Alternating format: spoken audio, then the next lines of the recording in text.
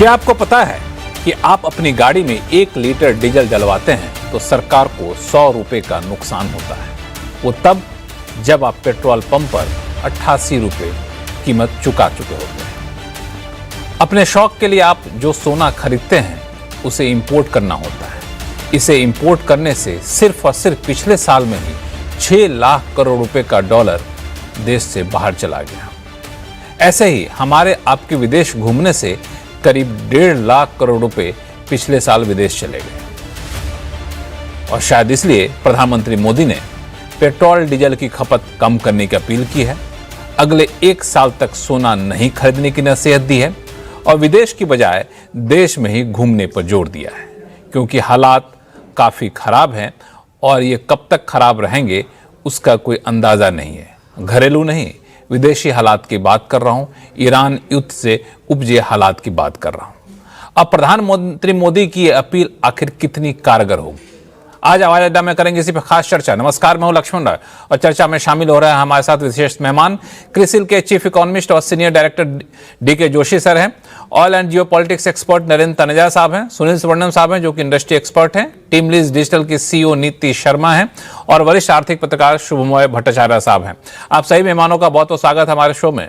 शुरुआत में डीके जोशी साहब आपसे करना चाहूंगा, प्रधानमंत्री मोदी की अपील करीब 70 दिन बाद, ईरान युद्ध शुरू होने के बाद, क्या संकेत देते हैं कि अब सरकार को लगता है कि जितना सहन कर सकते थे इस युद्ध का झटके को सहन कर लिए हैं, अब लोगों को साथ में शामिल होने की जरूरत है?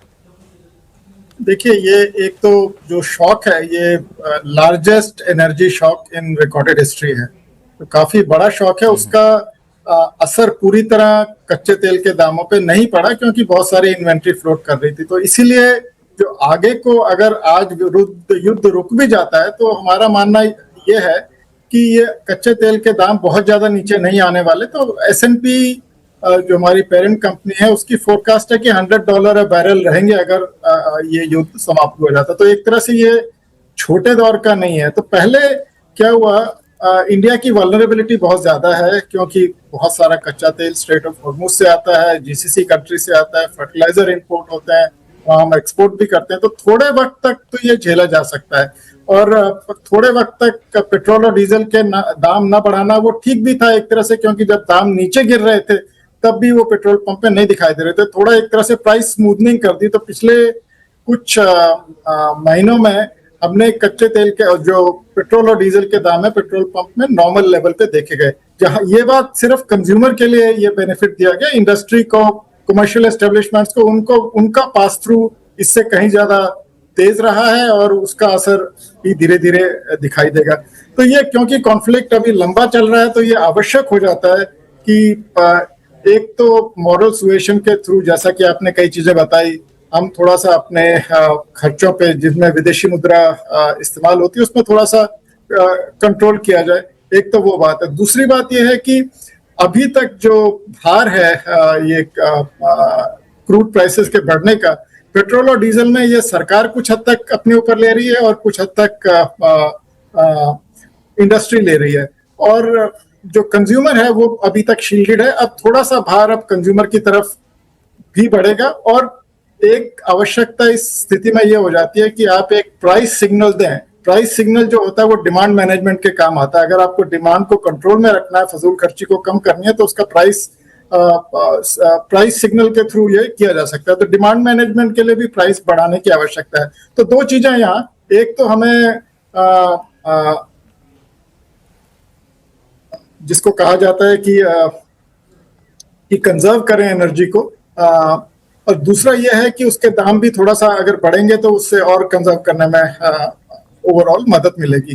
तो ये इस लिहाज से मैं ये कहूंगा कि इवन क्योंकि हमारी कच्चे तेल पे इतनी ज्यादा डिपेंडेंस है, करीब 90% बाहर से आता है, तो ये आवश्यक हो जाता है कि इवन नॉर्मल टाइम में हम जो है ऑयल को कंजर्व करें और उसको किफायती तरीके से इस्तेमाल करें।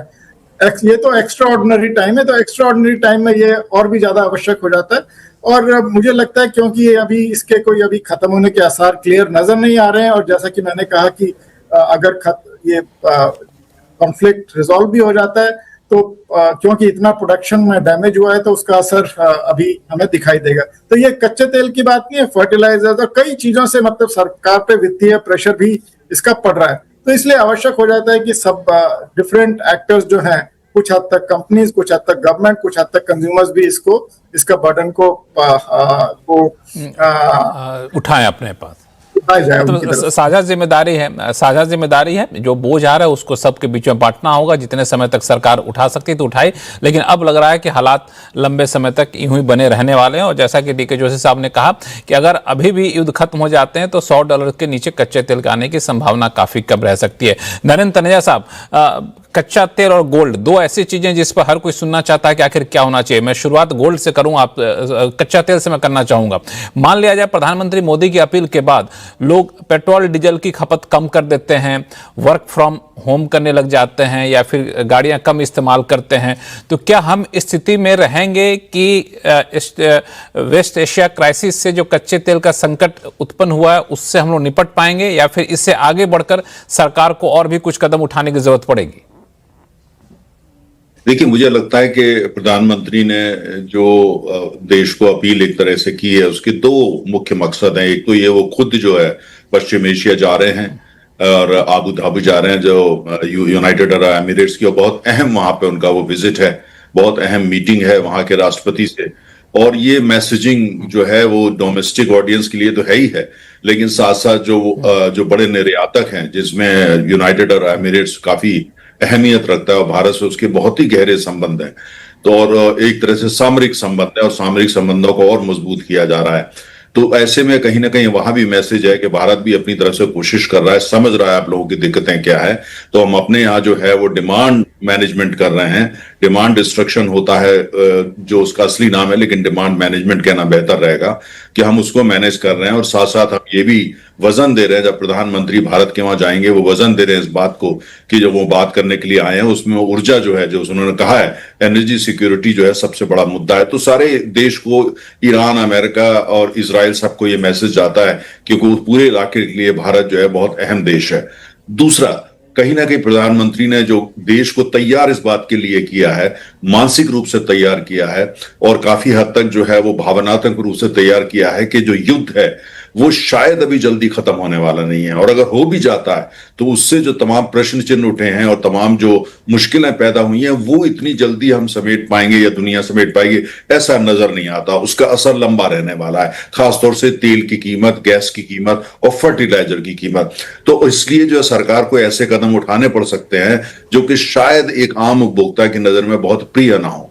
तो कुल मिलाकर के प्रधानमंत्री उससे आगे चले गए हैं और उन्होंने बताया है, पूरा एक नक्शा खींचा है कि भाई हमको क्या क्या करने की जरूरत है। और हमें ये नहीं भूलना चाहिए, 70 के दशक में जब पहला ऑयल शॉक आया था तो इसी तरीके की बातें उस समय की प्रधानमंत्री ने करी थी और इससे कहीं ज्यादा जो एडमिनिस्ट्रेटिव मेजर्स लिए गए थे और कुल मिलाकर के देश को अपील करी गई थी और बहुत चीजें जो हैं उनको जबरदस्ती इंप्लीमेंट भी करा गया था। लेकिन वहां अभी ये बात नहीं है। पेट्रोलियम सेक्रेटरी ने स्पष्ट किया है पैनिक की कोई जरूरत नहीं है, और मेरा भी अभी मानना है अभी पैनिक की जरूरत नहीं है, क्योंकि भारत ने, लेकिन इसमें एक चीज तनेजा सर एक चीज मैं पूछना चाहूंगा कि अपील के बाद भी आपको लगता है कि सरकार को प्राइस इंक्रीज करना चाहिए? सरकार को टेक्निकली कहें तो ऑयल मार्केटिंग कंपनियों को प्राइस इंक्रीज करना चाहिए, पूरा बोझ ओएमसीज पे ना पड़े, सरकार को अपनी एक्साइज ड्यूटी कुछ कट करना चाहिए?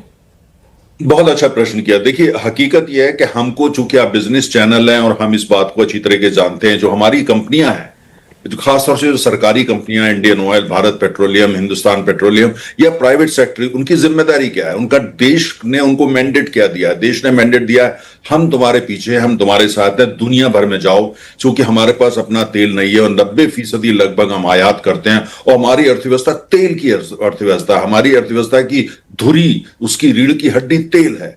तो उनको यह मैंडेट दिया है कि जहां भी दुनिया में जाए तेल लेकर के आए, जिससे तेल की किल्लत जो है वो देश में नहीं होनी चाहिए। और हमने देश में तेल की कोई किल्लत कहीं पे नहीं देखी, जैसे आप पाकिस्तान में देख रहे हैं, आप इंडोनेशिया में देख रहे हैं, आप बांग्लादेश। भारत में ऐसा नहीं हुआ, वो क्योंकि गवर्नमेंट ने काफी प्रोटेक्ट करके रखा और सबसे बड़ी भूमिका सरकार की रही और इन कंपनियों की रही। लेकिन ये बड़ी बड़ी कंपनियां कोई 120 बिलियन डॉलर की कंपनी है इंडियन ऑयल, एचपीसीएल, बीपीसीएल भी 60 65 70 बिलियन डॉलर कंपनी है, कोई छोटी मोटी कंपनी है, सब फॉर्च्यून 500 कंपनी है। अब अगर इनके जो फाइनेंशियल फंडामेंटल्स हैं और इनकी जो फाइनेंशियल बैकबोन है, अगर वही कमजोर हो जाएगी, और जिसको आपने ये कहा पूरी दुनिया में जाइए, उत्तरी ध्रुव से लेके दक्षिण ध्रुव और तेल लेके आइए, कैसे लेकर के आएंगे, उनकी साख क्या रहेगी और उनको क्रेडिट कौन देगा? तो इसलिए, और आज की हकीकत यह है, मैं आपसे बड़ी जिम्मेदारी से कह रहा हूं, ये सारी कंपनियां जो हैं, हिंदुस्तान पेट्रोलियम, बीपीसीएल, ये लगभग आईसीयू के बाहर हैं। जिस आईसीयू के बाहर का जो वरांदा होता है, ये वहां पे हैं। अगर हमने इनको जल्दी जो है कुछ नहीं करा और तो फिर वेंटिलेटर पे चली जाएगी। क्या वो कंपनियां जिसपे देश की जिम्मेदारी है कि दुनिया भर से तेल लेके आओ, कि और तेल ही दुनिया की हमारी अर्थव्यवस्था की रीढ़ की हड्डी, अगर वही बीमार हो जाएगी तो क्या होगा? तो मुझे ऐसा लगता है कि बीच का रास्ता निकालना पड़ेगा। टैक्स सरकार देखे टैक्सेस में क्या कर सकती है, और दूसरी तरफ ये कंपनियां जो है, इनको ये अगर हमको जो इनके जो बर्डन है और इनकी जो फाइनेंशियल हालत खराब हो रही है, बैलेंस शीट खराब हो रही है, फिस्कल हेल्थ नाजुक हो चुकी है, उसको कैसे बचाया जाए? और उसके लिए आवश्यक होगा प्राइस जो है पेट्रोल की, डीजल की, वो निश्चित रूप से आने वाले दिनों में बढ़ेगी। जो दूसरा कॉमर्शियल कंज्यूमर है उसके लिए भी बढ़ेगी, हमारी अर्थव्यवस्था के लिए उसके लिए भी बढ़ेगी। अगर ऐसा नहीं हम करते हैं तो ये कंपनियां बीमार हो जाएंगी। और आपके दर्शक बड़ी आसानी से अंदाज लगा सकते हैं, मैं कोई पॉलिटिकल बात नहीं कर रहा, बड़े अंदाज लग सकते हैं, वो कंपनियां जिनके ऊपर आपने इतनी भारी जिम्मेदारी दे रखी है और इन कंपनियों को कंपीट करना पड़ता है चाइना से, जापान से, तमाम देशों से भारत तेल लाने के लिए, जब वो खुद ही कमजोर हो जाएंगी तो क्या तेल लेकर के आएंगे आपके लिए? क्या तेल लेकर आए? अब बिल्कुल, दरअसल नुकसान होगा तो भरपाई वो अपनी जेब से तो करने है नहीं, घुमा फिरा करके आम जनता के जेब पे ही पड़ना है। तो इसलिए अच्छा है कि हम एहतियातन अभी से ही कदम उठाने शुरू करते हैं। हमारे साथ सुनील सोनम साहब हैं, टीम लीज डिजिटल के सीईओ नीतीश शर्मा हैं और सुमय भट्टाचार्य साहब हैं। आप तीनों लोगों के पास आऊंगा, लेकिन एक सवाल डीके जोशी सर के पास फिर मैं जाना चाहूंगा कि क्रूड ऑयल की बात मैं करूं तो इससे निपटने के लिए जो पीएम ने कहा कि हमें पेट्रोल डीजल की खपत कम करनी है, जैसा कि तनेजा साहब कह भी रहे थे कि थोड़े से कीमत बढ़ने के लिए हमें तैयार रहना चाहिए। मैं आपसे पूछना चाहता हूं कि आखिर सरकार के पास एक्शनेबल पॉइंट क्या आपको दिख रहा है? क्या एक्साइज ड्यूटी कम करने की गुंजाइश है? इसलिए मैं कह रहा हूं चूंकि सरकार का सीएडी भी बढ़ रहा है। दूसरा कि क्या पेट्रोल डीजल जितना अंडर रिकवरी है उतना तो बढ़ाना काफी मुश्किल होगा, तो आपके हिसाब से प्रैक्टिकल रास्ता क्या है? प्रैक्टिकल रास्ता मेरे हिसाब से ग्रेजुअली प्राइस इंक्रीज किया जाए, एक स्टेप में तो नहीं होगा। और एक्साइज ड्यूटी थोड़ा उन्होंने सरकार ने कम की थी, जिससे ऑयल मार्केटिंग कंपनीज को रिलीफ भी मिला। और करंट ये ऑयल के में हमने एक ट्रेंड देखा है पिछले कुछ सालों में। यूजुअली ये होता था कि जब कच्चे तेल के दाम गिरते थे तो हमारा ऑयल ट्रेड डेफिसिट कम होता था। पिछले 2 सालों में हम देख रहे हैं कच्चे तेल के दाम गिरे पर हमारा ऑयल ट्रेड डेफिसिट उसके बावजूद भी बढ़ गया। तो उस as a percentage of GDP देख लें, चाहे एज ए टोटल नंबर देख लें, उसका कारण यह है कि हमारे एक्सपोर्ट्स धीमे पड़े हैं और इंपोर्ट हम, क्योंकि इकोनॉमी बहुत तेजी से रफ्तार से बढ़ रही है, जैसे कि तनेजा साहब ने बताया कि ऑयल ड्रिवन इकोनॉमी है, तो ये इंपोर्ट हमारे बढ़ते जा रहे हैं। तो एक तरह से और जब इसका मतलब यह है कि जब कच्चे तेल के दाम बढ़ रहे हैं तो उसका डबल इम्पैक्ट पड़ेगा, क्योंकि हमारी कंजम्पशन कम नहीं हो रही। तो कंजम्पशन कम करने के लिए थोड़ा सिग्नलिंग प्राइस के थ्रू ही दी जा सकती है। तो मेरा ये मानना है कि ये प्राइस इंक्रीज और ऊपर से करंट अकाउंट जो ट्रेड डेफिसिट है वो भी ऑयल ट्रेड डेफिसिट बढ़ रहा है, तो उसका असर करंट अकाउंट डेफिसिट पे भी पड़ेगा। पिछले साल 0.8% ऑफ जीडीपी था। हमारा मानना यह है कि अगर ऑयल 90 के आसपास रहता है एवरेज इस फिस्कल ईयर में, उससे फिर अब current account deficit 2.2% of GDP हो जाएगा। अगर ऑयल बढ़ता और तो उससे और ज्यादा बढ़ जाएगा। तो इसलिए मेरा कहना यह है कि अभी एक तरह से कंजम्पशन को कंट्रोल करने का भी सिग्नल देना बहुत आवश्यक है इस स्थिति में। हालांकि ये जो प्राइस इंक्रीज की बात है, मेरा मानना है कि अभी हम लोग फाइनेंशियल ईयर के शुरू के 2 महीने हुआ, अप्रैल मई में अभी एंटर कर रहे हैं, 1 महीना ही गुजरा है। अगर ये सारी चीजें अच्छा जिस तेजी से बढ़ी हैं उतनी तेजी से डीएस्केलेट हो जाती हैं और ऑयल की कम कीमतें और वाकई काबू में आ जाती हैं, तो फिर हो सकता है कि सेकेंड हाफ में चलकर ये जो शॉक की बात हम लोग कर रहे हैं पूरी इकोनॉमी पे, शायद कुछ हद तक कंपनसेट होता हुआ दिखे, उतना शॉक ना दिखे जितना कि अभी दिख रहा है। हमारे साथ सुनील सोनम साहब हैं जो कि इन्वेस्टर से काफी करीब से जुड़े रहते हैं और इंडस्ट्री के एक्सपर्ट भी हैं। सुनील सोनम साहब, मान लिया जाए कि ऑयल मार्केट सरकार या फिर ऑयल मार्केटिंग कंपनियां पेट्रोल डीजल की कीमतें बढ़ा देती हैं, सरकार एक्साइज ड्यूटी में थोड़ी बहुत कट भी ले लेती है, तो इंडस्ट्री इससे खुश होगी, इन्वेस्टर इससे खुश होंगे? नहीं, बिल्कुल नहीं। और मैं ये कहूंगा, मैं थोड़ा डेविल्स एडवोकेट प्ले करूंगा इधर, कि कुछ साल पहले जाइए, तब यूक्रेन वॉर शुरू हुआ था और हमें रशिया से सस्ते में तेल मिली थी। क्या पेट्रोल के दाम कटवाए गए थे पंप में? तब बना था प्रॉफिट ना इन ऑयल मार्केटिंग कंपनीज को, राइट? तब आपने कटवा नहीं दिया क्या? आपको $35 पे मिल रहे थे रशिया से सस्ते में, और रूबल में भी पे करते, डॉलर में नहीं पे करते थे हम। तब अपने पेट्रोल का दाम कटवाए नहीं, तो अब इसको हाइक करेंगे। मैं ये जो मॉरल सुएशन प्राइम मिनिस्टर अपना रहे हैं, वो इसी का सिग्नल है मेरे मन में कि वो रिटेलर के लिए पेट्रोल का दाम बढ़ने नहीं देंगे। बाकी तरह से वो मुनाफा कमाने की कोशिश करेंगे, जैसे कि अपने जो टैक्स, इसके petrol cess high tax payer से उठा सकते हैं, कॉर्पोरेट्स के ऊपर पेट्रोल सेस लगा सकते हैं, spread the burden over a larger number of slightly well to do people, not let the आम जनता सफर। बिकॉज बेनिफिट तो नहीं दिया, अभी खाली मुसीबत पे वक्त आप ठोक रहे हो उनको। ये politically it is not be correct. दिखाइए साथ में, इसका जवाब उन्हीं से लूंगा मैं। श्योर। और मैं वो कहूंगा, वो एक है। और दूसरी बात मैं कहूंगा कि देखिए, ये खाली पेट्रोल की बात नहीं है, हम शायद आगे बढ़ेंगे तो गोल्ड का मोर सीरियस मामला है then petrol, because ultimately diesel and petrol engine of the economy है। इकोनॉमिक बढ़ रही तो उसकी डिमांड बढ़ेगी, but gold is an unproductive asset, उसके ऊपर ज्यादा ध्यान देना चाहिए। प्राइम मिनिस्टर ने दोनों की बात की है, मैं समझता हूं कि गोल्ड के ऊपर शायद चल कर आऊंगा। हाँ। ठीक है, मगर मेरा मानना है कि जितना कम असर रिटेलर पे पड़े, उतना कोशिश रहेगी गवर्नमेंट की, और ज्यादा कॉर्पोरेट्स के ऊपर, हाई इनकम पीपल के ऊपर वो बर्डन को स्प्रेड करने की कोशिश करेंगे। और शायद ऑयल बॉन्ड्स इशू करके, जैसे पहले किया गया था, वो ऑयल मार्केटिंग कंपनीज को बेल आउट करेगी विद लॉन्ग टर्म फंडिंग। ठीक है, समझ गया मैं। जरा ये वाला जो आपने मुद्दा उठाया, बड़ा बहुत लोगों ने ये सवाल सोशल मीडिया पे पूछा था, नरेंद्र तनेजा साहब, कि जब कच्चे तेल की कीमतें काफी कम थी, तब तो आपने कीमत घटाने दिया नहीं पेट्रोल डीजल का, तब आपने उसी कीमत पर बरकरार रखा। अब कीमतें बढ़ रही हैं तो फिर जनता को क्यों पनिश करना? नहीं, देखिए, बिल्कुल वैलिड सवाल है। ये सवाल मेरे दिमाग में भी आता है, खासतौर से जब जो है तेल बहुत सस्ता हो गया था, तो सरकार ने जो एक्साइज उसको बढ़ा दिया था, तो एक्साइज पर टैक्स है उसको भी बढ़ाया गया था। उस समय दुविधा ये होती है कि जितना तेल सस्ता हुआ था, अगर उतना ही आप पूरा पास ऑन कर देंगे, हालांकि करना चाहिए क्योंकि डी कंट्रोल कमोडिटीज हैं दोनों, पेट्रोल डीजल, लेकिन उस समय ये रहता है कि कहीं ज्यादा उसका जो है मिसयूज ना हो या वेस्ट ना हो, वो भी भारत को देखना पड़ता है। मुझे लगता है क्योंकि हमको ये देखना होता है कि जो बीच का बैलेंस लेकर के चलना पड़ेगा। और दूसरा ये जो बात है मेरे को पैनलिस्ट ने कही कि रशिया से बहुत सस्ता तेल $35 पे तो नहीं आया था, लेकिन शुरू में 2 महीने जो डिस्काउंट था वो $18 पर बैरल मिला था, सिर्फ 2 महीने के लिए, और वो 2 बड़े इंपोर्टर्स को मिला, वो सबको नहीं मिला था। आज हकीकत यह है कि जो रशिया से आज हम तेल खरीद रहे हैं, वो प्राइस जो आपको स्क्रीन पे दिखती है सीएनबीसी आवाज की, कि ऑयल जो है वो $110 हो गया, रशिया के तेल पे भी आज हमको प्रीमियम देना पड़ रहा है, वो भी हमको महंगा मिल रहा है। जो सस्ते आज की तारीख में जो भी स्क्रीन पे आपको कीमत दिख रही है, जो कि कच्चे तेल की कीमत ये है, दरअसल जो इंडियन बास्केट की प्राइस है वो उससे ज्यादा है। सिर्फ चाइना को वो सस्ता पड़ रहा है, जापान को भी महंगा पड़ रहा है, जापान की जो बास्केट प्राइस है वो भी ज्यादा है। और दूसरी बात यह है कि आज जो तेल हमारा हम लेकर के आ रहे हैं, वो डिफरेंट ज्योग्राफी से ला रहे हैं, जहां शिपिंग टाइम जो है 52 दिन से लेकर के 62 दिन है, 62 दिन। और रशिया भी जब कहता है कि आपने तेल लेना है तो आप हमारे यहां से खुद ही उठाइए, और रशिया से तेल यहां लाने के लिए लगभग जो है 50 दिन का समय लगता है। अगर आप यूएलसीसी से ला रहे हैं, अल्ट्रा लार्ज क्रूड कैरियर, पूरा अफ्रीका का चक्कर लगाना पड़ता है, तो शिपिंग टाइम और भी ज्यादा बढ़ जाता है।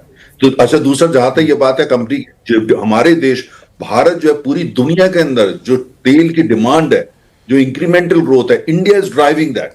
हमारे यहाँ जो तेल की खपत है वो 3 से लेकर के 4% पर एनम बढ़ रही है। और हमको ये नहीं भूलना चाहिए, मैं पूरी तरह सहमत हूं मेरे को पैनलिस्ट के साथ, कि हमको जो वनरेबल सेक्शन है उसको प्रोटेक्ट करना है किसी भी तरीके से, बहुत जरूरी है। लेकिन हमें ये भी साथ में ध्यान रखना है कि जो ज्यादा कंजम्पशन तेल का होता है वो वनरेबल सेक्शन की तरफ से बहुत कम है। वो ज्यादातर जो है, जो आप डीजल डीजल होता है जो इंडस्ट्रियल यूज जिसमें शामिल है। तो इसलिए मेरा ये मानना है कि बीच का रास्ता निकालना पड़ेगा। सरकार को टैक्सेस जो हैं वो कहीं ना कहीं थोड़े से तो राशनलाइज करने पड़ेंगे, और राज्यों को भी करने पड़ेंगे, लेकिन थोड़ा बहुत जो उसका जो बर्डन है, क्योंकि जो वो कहीं ना कहीं कंज्यूमर पे आएगा, चाहे वो डोमेस्टिक कंज्यूमर हो, चाहे वो इंडस्ट्रियल कंज्यूमर हो। अगर आप ऐसा नहीं करते हैं तो ये जो कंपनियां, हम कहते हैं कि भाई मैं कोई उनकी कंपनियों का यहाँ रिप्रेजेंटेटिव होकर नहीं बैठा हूं, इन कंपनियों की बैलेंस शीट और आज इनके पास कितना पैसा है और इनकी तुलना जो चाइना की कंपनीज है जो आज से 25 साल पहले इनसे छोटी थी, एक दफे वो कंपैरिजन गूगल पे जाके कर लीजिए, आपको तमाम प्रश्नों को जो सवाल करें जवाब मिल जाएगा। इतने बड़ा कंपनियां, $120 बिलियन जिसका रेवेन्यू है, लेकिन उसकी फाइनेंशियल उठा करके बैलेंस शीट देखिए, इतनी कमजोर है कि देख करके शर्म आती है। और इनकी तुलना आप करिए फिर चाइना से, तो आपको समझ में आएगा क्यों जरूरी है ये कंपनियां जो हैं भारत के हित में, राष्ट्र हित में, आम उपभोक्ता के हित में और गरीब उपभोक्ता के हित में कंपनियों का स्वास्थ्य भी ठीक रखना। यही सुनील स्वर्णम साहब हैं, शायद ये भी नहीं चाहते हैं कि कोई आदमी इन ऑयल मार्केटिंग कंपनियों में अपना पैसा लगाए। उसकी हालत कितनी खराब है वो सुनील साहब अच्छे से जानते हैं। मैं अब बाकी इस डिबेट को थोड़ा सा आगे बढ़ाता हूं। नीतीश शर्मा, मैं आपके पास आऊंगा, लेकिन एक संक्षिप्त कमेंट में शुभमय भट्टाचार्य आपसे लेता हूं कि ऐसे हालात में पेट्रोल डीजल, एक समय था पेट्रोल डीजल बढ़ना बहुत ही 2-2 रुपए बढ़ते थे तो बहुत बड़ी हेडलाइन बनती थी, लेकिन अब यहां तो 100 रुपए के अंडर रिकवरी दिख रही है, पेट्रोल पर 18-20 रुपए के अंडर रिकवरी दिख रही है। तो उसको तो एक झटके में मैनेज कर पाना तो बहुत मुश्किल होगा। कुछ ना कुछ 20 का रास्ता अपनाना ही होगा। और प्रधानमंत्री की अपील दरअसल लोगों को मेंटली प्रिपेयर कर रहे हैं, ऐसा है क्या? मोरलेस आप भी जानते हैं लक्ष्मण जी कि प्राइसेस बढ़ेंगे, एक ही बारी में नहीं, तो वो ग्रेजुअली कुछ राइज जो होंगे उसके लिए गवर्नमेंट मोरलेस जिसे कहते हैं स्टेट ऑफ प्ले कर रहे हैं। जैसे आपने कोविड में भी देखा था कि पहले लॉकडाउन से पहले जनता कर्फ्यू वगैरह करके मोरलेस लोगों को एक्नॉलेज किया गया था कि करना पड़ेगा। उसी तरह से पेट्रोल डीजल के प्राइसेस बढ़ेंगे, तो मैं डेफिनेटली वही मानता हूँ। हालांकि जो वर्क फ्रॉम होम गोल्ड में इंटरेस्टिंग चीज हो रहा है, आप देखेंगे। आप इनफैक्ट आप वहीं पे डेटा आया था कि इंडियन का जो गोल्ड बाइंग हैबिट है for the first time probably it's changing. This last quarter Indian bought more bullion than ornaments for the first time. So Indian investment in gold में काफी बदलाव शायद आ रहा है, और ये I think it's an very interesting face change. पूरे वर्ल्ड का गोल्ड मार्केट में ये एक बहुत बड़ा बदलाव का इम्पैक्ट होगा। तीसरा चीज है कि फॉरेन एक्सचेंज का ऊपर प्रेशर डेफिनेटली इस साल है, और इसके लिए I think not just oil वगैरह बट गवर्नमेंट शायद प्रॉब्ली एक रिवाइज बजट वगैरह भी लेकर आएंगे इस साल के शायद अराउंड जून जुलाई में। इसको पूरा हैंडल करने के लिए काफी सेक्टर में रीडिस्ट्रीब्यूशन ऑफ फाइनेंसेस का मुझे लगता है उम्मीद है। कटिंग डाउन ऑन एक्सपेंसेस बहुत सारे सेक्टर्स में, जो खासकर जो स्लैक जो कंपनी में आ गया, जो गवर्नमेंट एक्सपेंडिचर में आ गया था, उसको काफी कटिंग का आई एम ऑलमोस्ट सर्टेन कि ये प्रेशर बहुत सारे मेजर्स अनाउंस होने वाले हैं। जी बहुत सारे मेजर अनाउंस होने वाले हैं, लेकिन एक चीज जो आपने कहा, इस समय टीम लिस्ट डिजिटल के सीईओ नीतीश शर्मा हमारे साथ हैं कि ये वर्क फ्रॉम होम जो है बहुत ही ग्रेट आइडिया नहीं है। पहला रिएक्शन आपका नीतीश शर्मा। देखिए, पहले भी हम कर चुके हैं 2-2.5 साल वर्क फ्रॉम होम। उस टाइम प्रोडक्टिविटी के मैट्रिक्स अलग थे। अभी काफी पुश करके कंपनीज एम्प्लॉयज को 3 दिन कम से कम ऑफिस लेकर आ रहे हैं। वापस उसको रोल बैक करना अगर आवश्यकता है तो ऑब्वियसली करना चाहिए फॉर द नेशन, बट हमें ये सोचना चाहिए कि ये जो काम कर सकते हैं वर्क फ्रॉम होम, खाली 10 से 15% व्हाइट कॉलर या जैसे हम नॉलेज वर्कर्स जिसे कहते हैं सेगमेंट है, वही कर सकता है। जो ग्रे कॉलर है, ब्लू कॉलर है, जो लॉजिस्टिक्स में, मैन्युफैक्चरिंग में काम करते हैं, रिटेल में काम करते हैं, वो वर्क फ्रॉम होम वैसे भी नहीं कर पाएंगे। तो हम अगर मूवमेंट भी करेंगे तो सिर्फ 10-12-15% एम्प्लॉयज का होगा, उससे ज्यादा नहीं होगा। तो करना चाहिए BBS अगर जरूरत पड़ी तो, पर इम्पैक्ट खाली वो 10 से 12% एम्प्लॉयज का होगा, उससे ज्यादा नहीं होगा इस बारे में। नहीं, ये 10 से 12% ही क्यों होगा?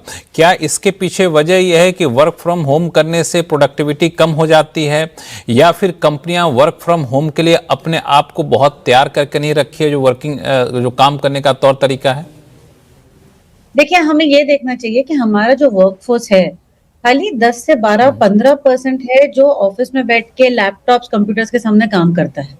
जो डिजिटल इकोनॉमी जो हम बात करते हैं, हम व्हाइट कॉलर या नॉलेज वर्कर्स की जो बात करते हैं, बाकी जो हमारा वर्कफोर्स है, अगर हम गिग वर्कर्स की बात करें, जो डिलीवरी एग्जीक्यूटिव्स होते हैं, ड्राइवर्स होते हैं, या हम अगर कंटेंट क्रिएटर्स की बात करें, हर एक चीज रिमोटली नहीं हो पाती है। अगर आप फैक्ट्री वर्कर्स देखें, हम फैक्ट्री वर्कर्स को तो हम वर्क फ्रॉम होम नहीं दे सकते हैं, राइट? और या हेल्थ केयर वर्कर्स हैं, वो भी वर्क फ्रॉम होम नहीं कर पाएंगे। सो वो जो परसेंटेज है वो काफी ज्यादा है हमारे नेशन में। 65 to 75% एक्चुअली वो वर्कफोर्स है जो रोज ऑफिस आके या उनके वर्क प्लेसेस में आके उन्हें काम करने की बहुत ज्यादा आवश्यकता है। और अगर वो हम नहीं करेंगे तो जैसे कोविड में इम्पैक्ट हुआ था एम्प्लॉयमेंट का, और जैसे इनकम की प्रॉब्लम आई थी, वो प्रॉब्लम फिर आ सकती है। And we don't want to get into that loop again. तो ये एक बहुत ही प्रैक्टिकल सा स्थिति है। लेकिन एक चीज़ नीतीश शर्मा आपसे पूछ लूँ, फिर मैं बाकी मेहमानों के पास जाऊंगा, कि बहुत सारी कंपनियां, खासतौर से आईटी सेक्टर की कंपनियां वर्क फ्रॉम होम की शुरुआत कर दी थी, लेकिन धीरे धीरे लगा कि नहीं, वहाँ पे कंट्रोल नहीं कर पा रही है या फिर मॉनिटर नहीं कर पा रही है, तो वापस से उनको बुलाना शुरू कर दिया गया कि नहीं, आप आइए ऑफिस में आके ये काम करिए। और कई लोगों ने मना भी कर दिया कि नहीं, अब हम नहीं आएंगे, हम तो वर्क फ्रॉम होम ही करेंगे। तो ये खतरा तो नहीं इंडस्ट्री को फिर से सता रहा है? देखिए, जब कोविड के टाइम पे हम सब वर्क फ्रॉम होम कर रहे थे, हमारे पास कोई डिस्ट्रैक्शन नहीं था, हम अपने घर के बाहर जा भी नहीं पा रहे थे, तो हम पूरे टाइम अपने कंप्यूटर स्क्रीन के सामने काम करते थे, तो हमारी प्रोडक्टिविटी 100% से ज्यादा थी। अभी अगर हम घर पे रहते हैं तो ऑब्वियसली बहुत अलग दूसरे डिस्ट्रैक्शंस भी हैं, और ऑर्गेनाइजेशंस शॉपिंग मॉल चले जाएंगे, मूवी देखने चले जाएंगे। आप वर्क फ्रॉम एनीवेयर कर सकते हैं, which is actually not a bad idea, आप कर भी सकते हैं वो, लेकिन प्रोडक्टिविटी इम्पैक्ट नहीं होनी चाहिए। और जो कोलैबोरेटिव वर्क है, एक साथ में आके जो टीम वर्क है, वो सब रिमोटली नहीं हो पाएगा आफ्टर अ पॉइंट। इसीलिए कंपनीज, आईटी कंपनीज लोगों को वापस आने को कह रही है, और ये नहीं कह रही कि आप 5 दिन आओ, कह रही है 2 दिन आ जाओ, 3 दिन आ जाओ, कभी कोलैबोरेटिव काम तो करने की जरूरत पड़ती है हमें। So that's really the reason. दरअसल वर्क फ्रॉम होम का मुझे एक दूसरा इम्पैक्ट दिखता है, डीके जोशी सर, अलग अलग इंडस्ट्री पे, मैं उस पे आऊंगा, लेकिन शुभमय को जोड़ना चाह रहे थे। शुभमय। लक्ष्मण जी, मेरा ये कहना है कि यूएस ईरान वॉर जैसे ही शुरू हुआ, रास्ते पे स्ट्रीट फूड प्रोड्यूस करने वाले जो लोग थे, उनके ऊपर एलपीजी के डिसलोकेशन से काफी इम्पैक्ट आया था।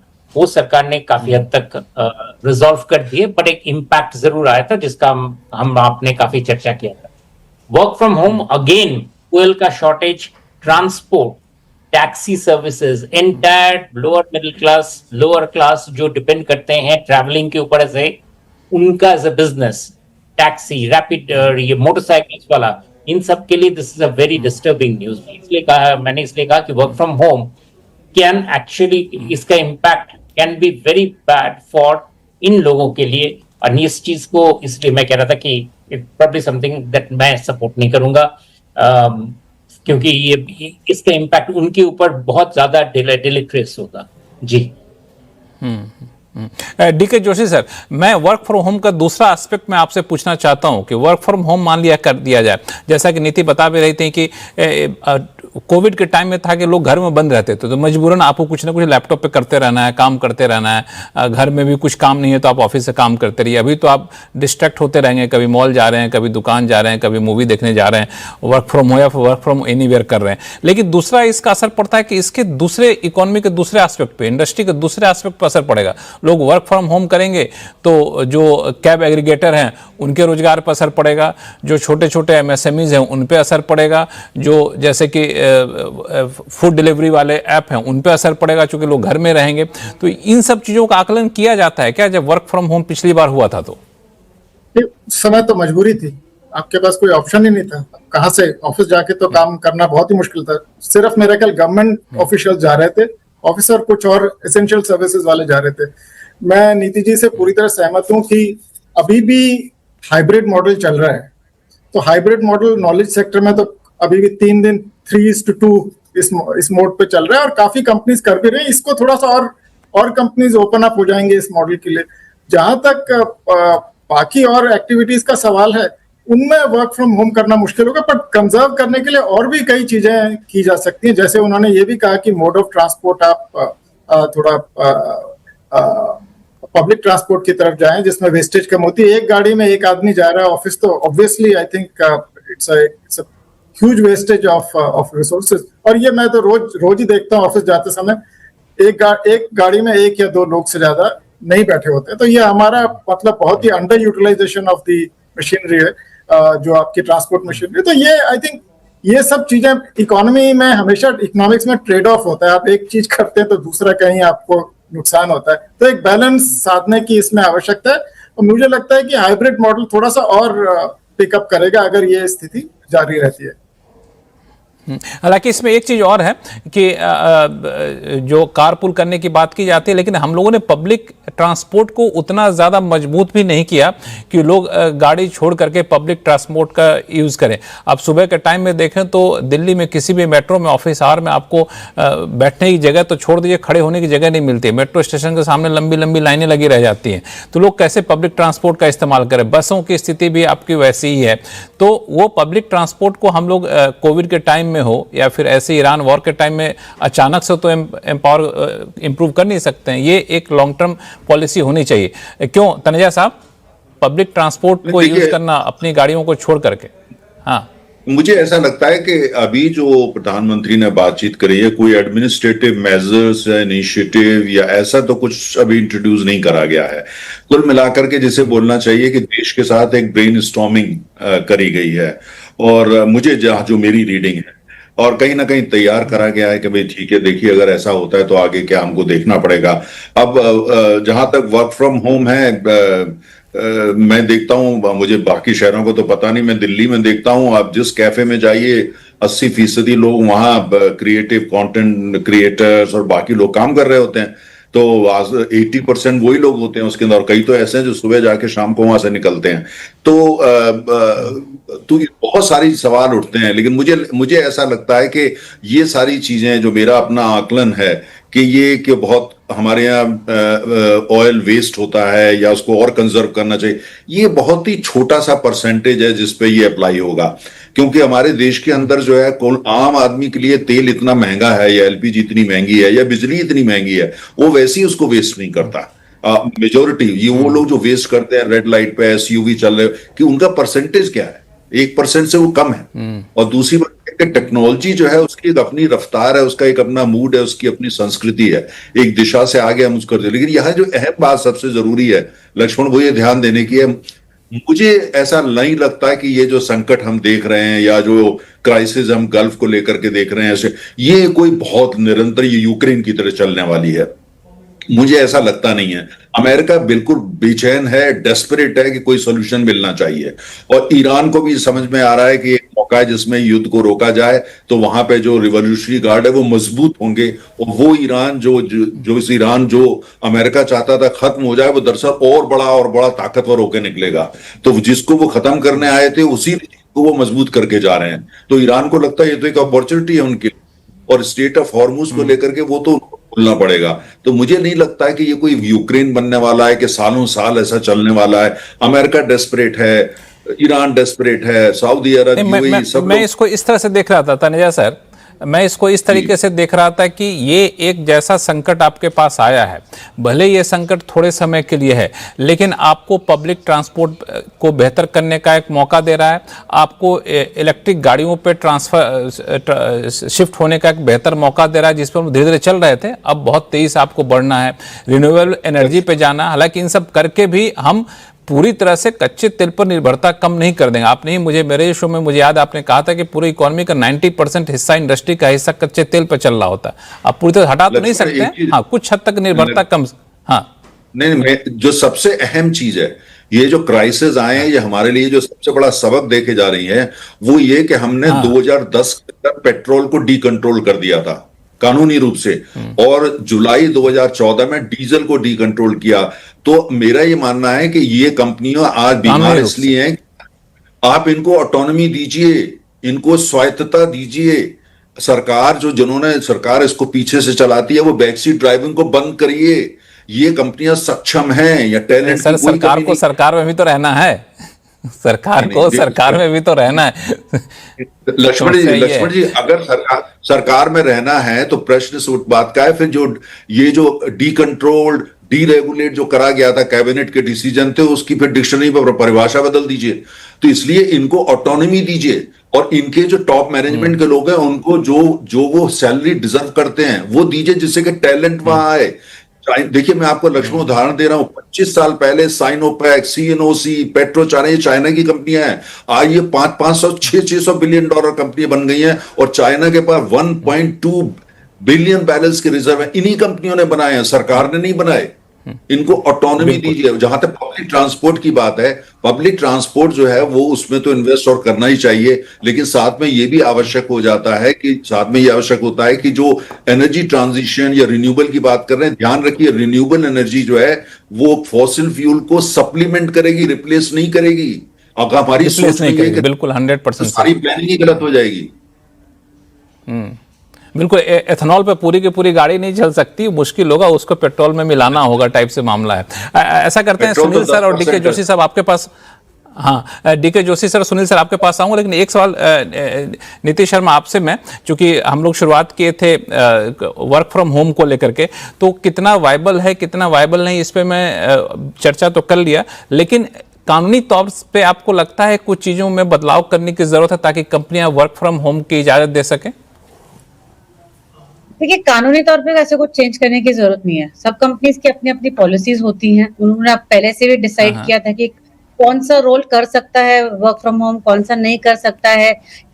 काफी हद तक महिलाओं को ये ऑप्शन दिया गया था कि ठीक है, आप 1 दिन आइए, आप 2 दिन आइए, आप 3 दिन मत आइए। तो धीरे धीरे आई थिंक स्टैगर कर रहे हैं। अगर महिलाओं को और ऑप्शंस दे दिए इवन पॉलिसी के हिसाब से, तो जो टैलेंट पूल है वो हमारा और ज्यादा एक्सपैंड हो जाएगा। क्योंकि जब कोविड के टाइम पे वर्क फ्रॉम होम हुआ था, उस टाइम हमें देखा गया था कि जो वुमेन पार्टिसिपेशन था वो बढ़ रहा था धीरे धीरे, क्योंकि रिमोटली कोई काम कर रहा है, कोई अपने घर संभाल के काम कर रहा है, पार्ट टाइम कर रहा है, फुल टाइम कर रहा है। तो एक तरीके से ये होता है कि क्या हम अपना टैलेंट पूल बढ़ा सकते हैं, क्या हम और लोगों को अपॉर्चुनिटीज दे सकते हैं वर्क फ्रॉम होम करने से? एब्सोल्युटली। लेकिन जैसे मैंने कहा, ये सब करने के बाद भी सिर्फ वो 10-15% ही जॉब्स पे इम्पैक्ट होगा। बाकी जो 60-70% है जो फील्ड पे काम करते हैं, उसमें इम्पैक्ट नहीं होगा। तो पॉलिसी यस, अगर हम वर्क फ्रॉम होम पॉलिसी बनाए कि महिलाओं को हम कैसे सपोर्ट कर सकते हैं, या जो ट्रैवल नहीं कर पाते हैं, जो रिमोट लोकेशंस में रहते हैं, उनको हम कैसे सपोर्ट कर पाए, आई थिंक वो पॉलिसीज कंपनीज मोर और लेस मैनेज कर ही रही हैं। बट ये है कि क्या हम रिटेलर को वर्क फ्रॉम होम दे सकते हैं? हम नहीं दे सकते हैं। हम मैन्युफैक्चरर को वर्क फ्रॉम होम, बिल्कुल हर वर्क फोर्स को तो आप दे नहीं सकते वर्क फ्रॉम होम। जो भी 10-15% भी दे दे, कुछ भी कहते हैं ना, बूंद बूंद से घड़ा भरता है। तो वही स्थिति अभी जो संकट है, जहां डेली 100 से ज्यादा जहाज आया करते थे कच्चा तेल लेकर के, अब मुश्किल से 1-2 गुजरते हैं तो वही खबर बन जाती है। तो जब इतना संकट हो तो चलो 10-15% ही सही, वो भी तो ना निकले घर से, कोशिश यही है।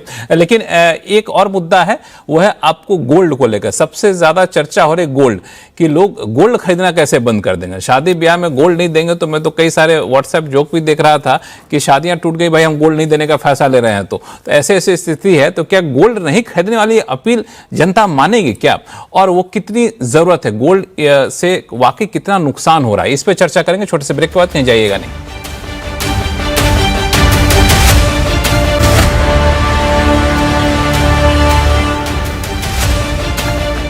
ब्रेक के बाद आपका फिर से आपका स्वागत। हम लोग चर्चा करेंगे प्रधानमंत्री मोदी ने जो अपील की है, उस अपील को लागू कर पाना कितना संभव है, उससे कितनी ज्यादा राहत यहाँ पे मिलेगी। सबसे महत्वपूर्ण अपील में से एक बात जो काफी चर्चा में है, वो है गोल्ड को लेकर के। हमारे साथ नीति शर्मा बनी हुई है, टीम लिस्ट की CEO हैं। नीति, एक सवाल आपसे पूछूं, फिर मैं इकोनॉमिस्ट के पास जाऊंगा, क्योंकि ये गोल्ड जो है वुमेन के दिल के काफी करीब होता है। तो आपको लगता है लोग गोल्ड खरीदना बंद कर देंगे शादी ब्याह वगैरह में?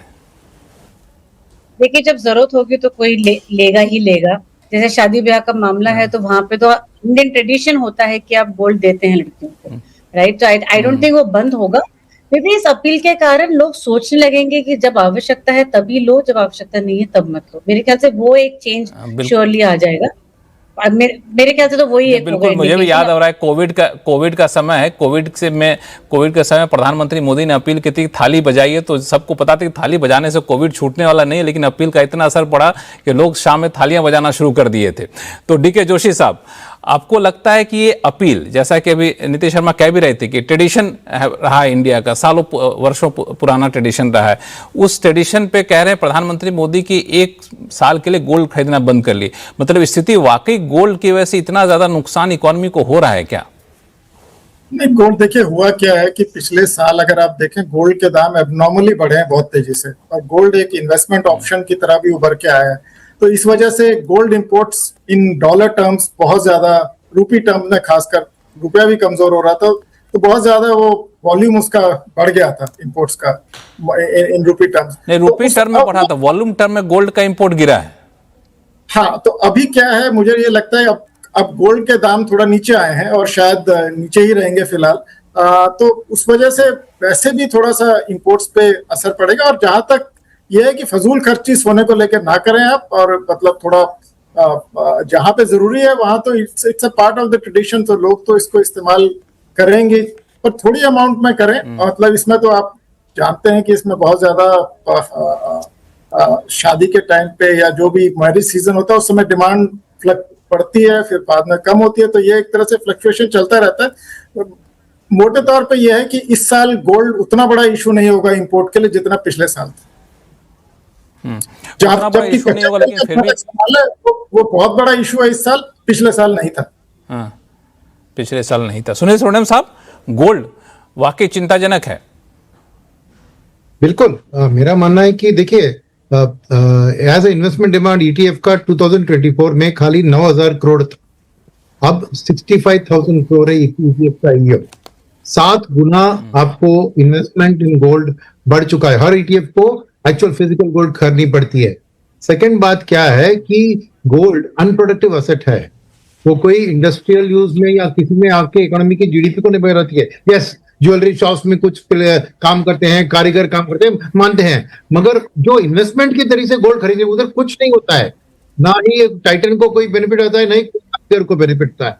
तो ये unproductive use of Nations scarce resource है, क्योंकि डॉलर वीकनिंग का, रुपी का वीकनिंग में गोल्ड का हाथ है। दुनिया की करीबन 25 से 30% गोल्ड इंडिया में खरीदारी होती है, और ज्वेलरी का उसमें 30 से थोड़ा ज्यादा है। Yes, because of the fact that gold के प्राइसेस बढ़े हैं, थोड़ी डिमांड घटी है, ऑटोमेटिकली पीपल सिल्वर के ऊपर थोड़ा ध्यान दे रहे हैं, गोल्ड ज्यादा है।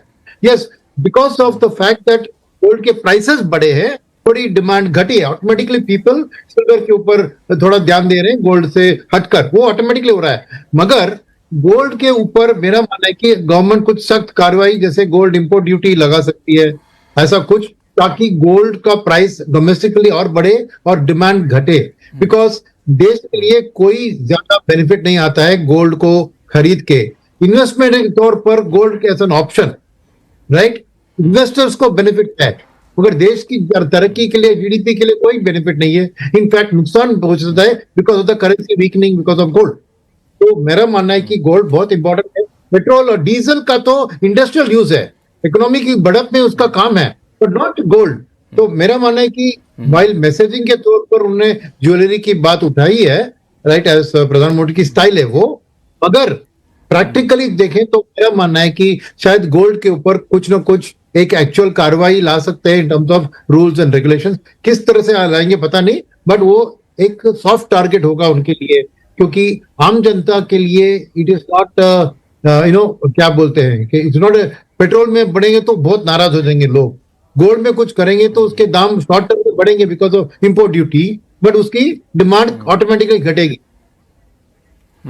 बिल्कुल, दरअसल गोल्ड में क्या है, आपने बिल्कुल सही कहा, गोल्ड 700 से 800 टन सालाना खपत है, और मुश्किल से 1-2 टन हम लोग भारत से निकालते हैं, बाकी सब इंपोर्ट करते हैं। अब इंपोर्ट करते हैं तो क्या है कि डॉलर देना पड़ता है, डॉलर में इंपोर्ट का बिल चुकाते हैं।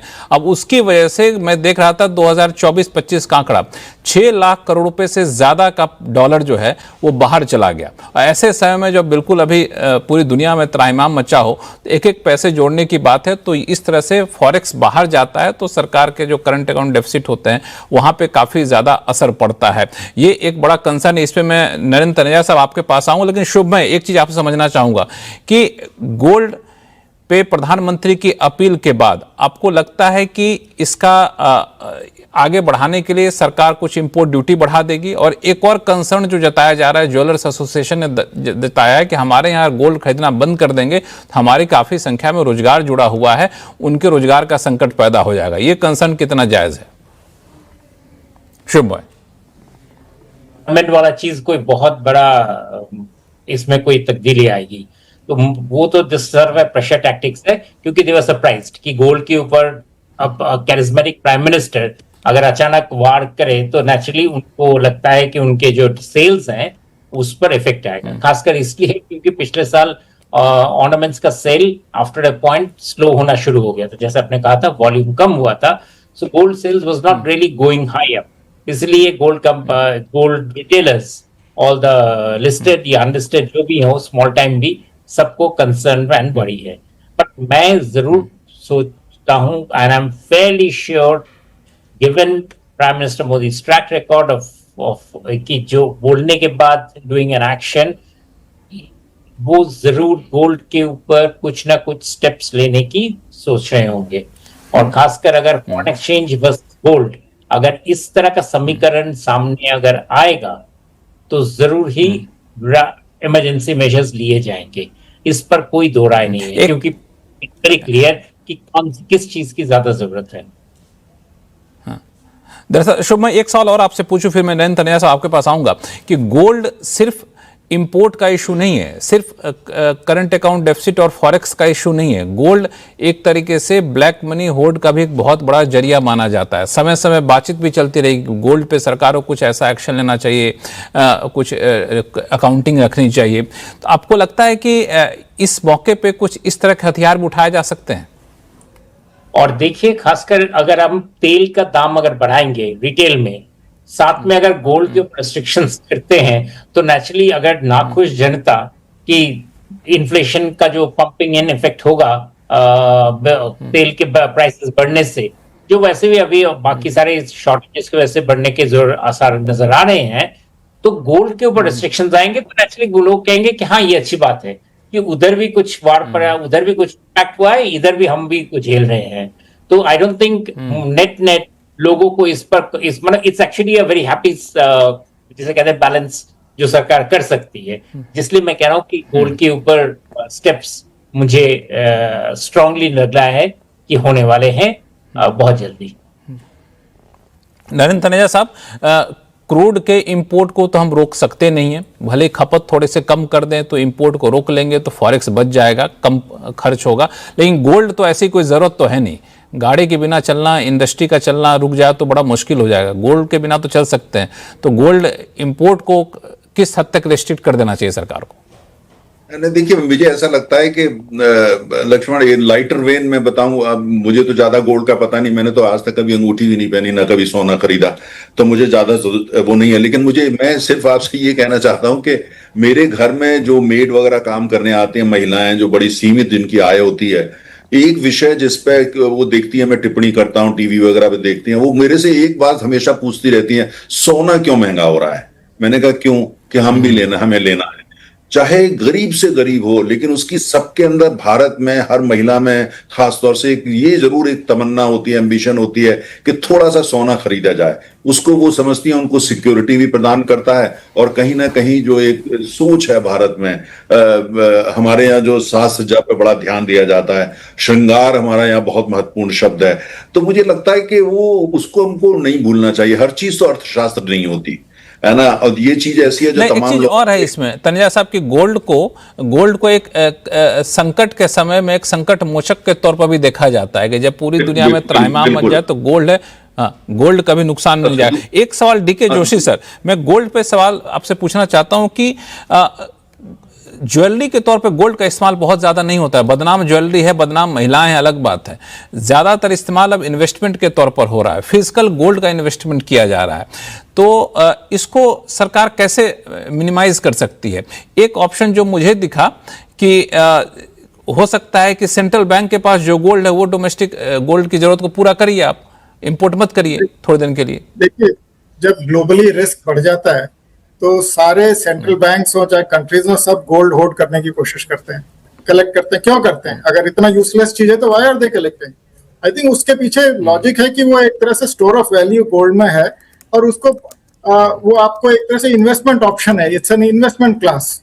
अब उसको प्रोडक्टिवली यूज नहीं हो रहा है ये आप मतलब आर्ग्यू कर सकते हैं, but it is definitely an investment class and I think this everybody tries to accumulate it, whether it is central banks or it is individuals, depending on the risk in the overall system. It's treated as a hedge against the risk.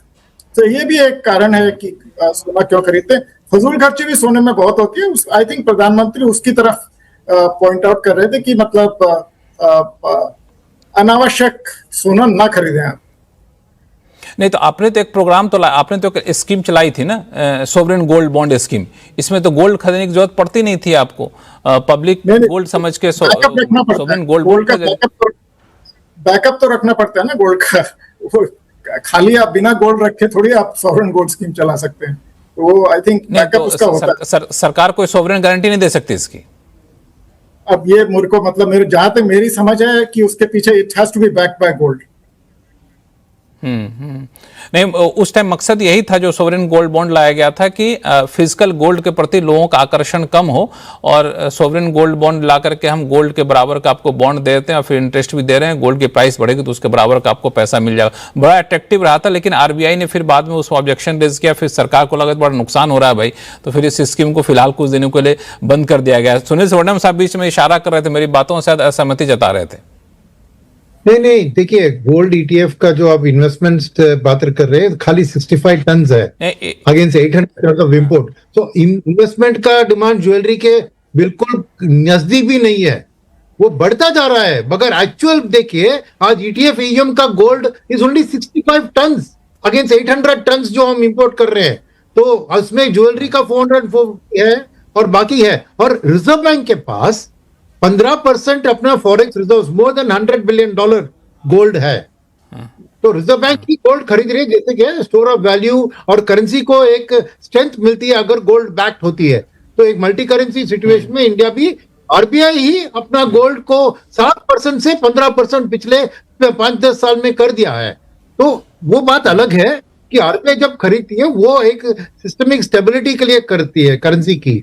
मगर really speaking ये soft target है, क्योंकि definitely gold के investment demand के ऊपर gold import duty कुछ लगाएंगे तो दबाव आ जाएगा। मगर रियल प्रधानमंत्री ने जो बात की मेन थिंग है ज्वेलरी में लंपी परचेसेस। देखिए हर जो एसआईपी के जरिए गोल्ड खरीदता है, ज्वेलर के साथ एसआईपी करते हैं, वो बात अलग है। बट वेडिंग के टाइम सीजन में सबको पता होता है कि ये इंडियन वेडिंग सीजन है, इसलिए गोल्ड के दाम भी बढ़ जाते हैं बिफोर वेडिंग सीजन, क्योंकि डिमांड बढ़ने वाली है और लंपीली बर्निंग होता है। तो इससे प्रधानमंत्री की मैसेजिंग थी कि ज्वेलरी को वेडिंग के टाइम में आप कम कीजिए। मगर प्रैक्टिकली आप देखें अनलेस वो सख्त कार्रवाई कुछ लेंगे in terms of import duty या banning the gold something like that, जो फ्री अलाउंस होता है गोल्ड का जब ट्रैवल करते हो बाहर उसमें कुछ कमाई लगे, something they have to do an action on gold. But investment is not the cause of the. बिल्कुल, दरअसल आपने बहुत सही कहा और सभी मेहमान कम से कम वैसे इस बात पे हैं कि जो प्रधानमंत्री ने अपील की है उस अपील के पीछे जो इंटेंशन है उसको समझने की जरूरत है, क्योंकि हालात ऐसे हैं कि इस पे हमें अमल करना होगा। लेकिन ये अपील जमीन पर सिर्फ अपील भर से लागू हो जाएगा सारे डिसीजन सारी बातें, ये मुमकिन नहीं है, मुश्किल है। तो इसमें सरकार हो सकता है, सरकार को कुछ कदम भी उठाने होंगे ताकि ये अपील जमीन पर हकीकत बनकर निकल कर आए। आप सभी मेहमानों का बहुत बहुत शुक्रिया अपना कीमती समय हमारे लिए निकालने के लिए। आवाज अड्डा फिलहाल इतना ही, देखते रहिए CNBC आवाज। नमस्कार।